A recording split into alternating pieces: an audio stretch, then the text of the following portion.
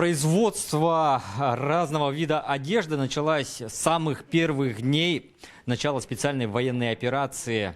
Как мы помним, тогда писали и показывали читателям и зрителям Якутского Саха-информационного агентства, что началось производство, и фактически из уникальной продукции были освоены только аптечки. На данный момент, смотрите, какой широкий ассортимент товаров, зимняя, летняя одежда из разных материалов. Все вот это вот производится руками наших женщин, которые работают на добровольной волонтерской основе. Все эти вещи буквально отсюда передаются бойцам. Некоторые отправляются в зону проведения специальной военной операции. Давайте разберемся, как это происходит.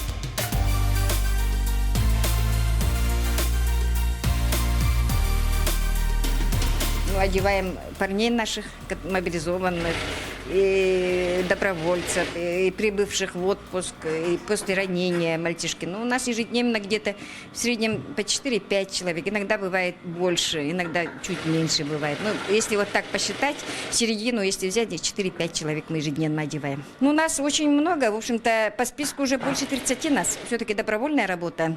Из этого кто-то приходит после обеда, кто-то до обеда приходит, или неделю 2 раза приходит, кто-то 3 раза, вот так все время меняемся. Но тем не менее люди не уходят, у нас остаются. Но иногда бывает так много народу, что приходится возвращать домой, потому что у нас машинок не хватает, и, видите, мест тоже очень мало. Из этого приходится иногда возвращать женщин. Скажите, пожалуйста, по поводу материалов, откуда они приходят, какие освоены? Материалы у нас, конечно, проблема. Мы сами как можем, так и добываем. Например, мы написали письмо техникум инновационных технологий.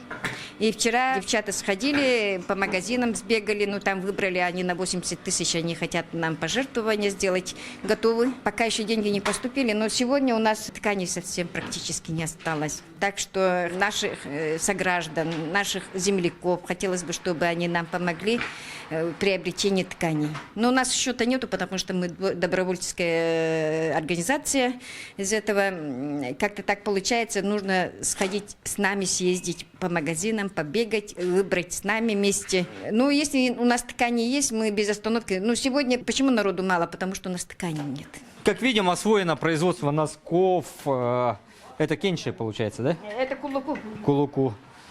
Чехлов для снайперских винтовок, разная мелочевка, которая пригождается каждому бойцу, в том числе наши, естественно, футболки, они есть разных размеров.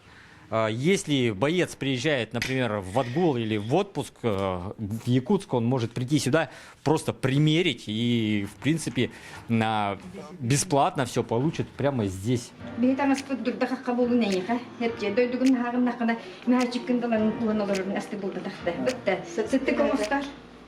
Малгын постоянно мандукта хажеңи сыттыгыңыздар.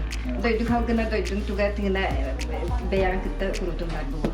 Позывной «Коммунист» прибыл на побывку. Боец, расскажи, пожалуйста, как тебя здесь встретили, насколько богат выбор, как ты вообще оцениваешь одежду, которая производится здесь? Встретили хорошо, приятно. Приятно, что одевают нас свои люди, не покупаем. И качество одежды хорошее, выбор на весь вкус есть. И цвет формы, он подходит под тот летний фон, который мы служим сейчас. Одежда легкая и получается она тонкая. Там на Украине там летом жарко бывает. И балаклава нужна, чтобы ездить там. И желательно, чтобы было легко, подвижно и удобно для бойца. Не кололось ничего. А так одежда все хорошего качества. Вот люди сейчас шьют. Хорошо, что свои они, не магазинная одежда. А что ты выбрал? Вот это... Получается, я выбрал стандартный армейский цвет. Он легкий, в первую очередь, тонкий, чтобы не потеть сильно. И помимо вот этого, что там, штаны? Штаны, получается, у меня цвета, наоборот, идут болотного, потому что если буду лежать в окопе, то у меня голова будет в окопе, а ноги будут сверху, может лежать. И они мне дали футболку еще. Футболка тоже очень качественно шитая. И еще сказали, толстовка будет. Ну и вот это. Балаклава. Да. И специальный какой-то красивый мешочек, да? Да, именно для бойца, любого бойца, который придет сюда, с СВО, нужды, одежда, форма военная, они дают вот смешок и все.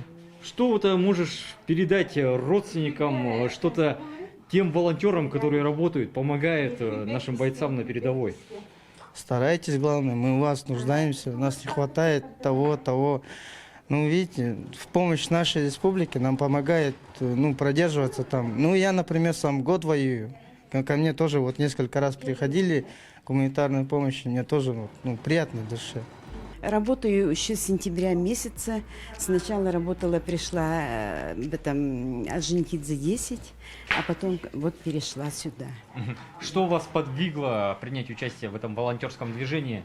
Какие Ну, эмоции? просто без участия сидеть, ну, просто не смогли. Все пришли, вот это вот, кто хочет помочь. Чтобы быстрее война закончилась, чтобы вернуться уже к счастливой мирной жизни. Чем вы в основном занимаетесь здесь? Мы занимаемся, ну вот наши вот швеи увидели, они все шьют полностью. Комплекты очень большие, все, зимние толстовки, зимние куртки, зимние костюмы были. А сейчас вот полностью перешли на весенний, летний ассортимент. Переходим постепенно. Проблемы, конечно, очень много с тканью. Конечно, спонсорская помощь бывает. Как только это, то девчонки сразу же бегут, сразу закупают все, и вот все производится вот все своими руками. Бабушки вот все, много все пенсионеров. Есть и молодые, которые работают на производстве, потом приходят уже после работы. Вечером помогают, есть такие, правда ведь? Вот. А так в основном вон пенсионеры. Работаем с утра и вот до вечера. Вот у нас здесь был боец, да? Скажите, вот что для вас самое приятное?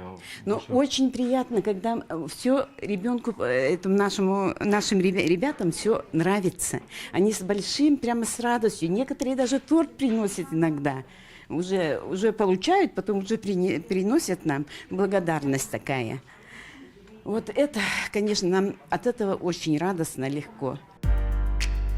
У нашего волонтерского швейного цеха огромные планы. На данный момент охвачена работой 10 улусов. Девушки встречаются, обмениваются опытом. Даже посмотрите, это же авторский дизайн, который, в принципе, можно запатентовать и выйти, может быть, впоследствии на какие-то рынки. Ну, на данный момент можно сказать, что движение разрастается.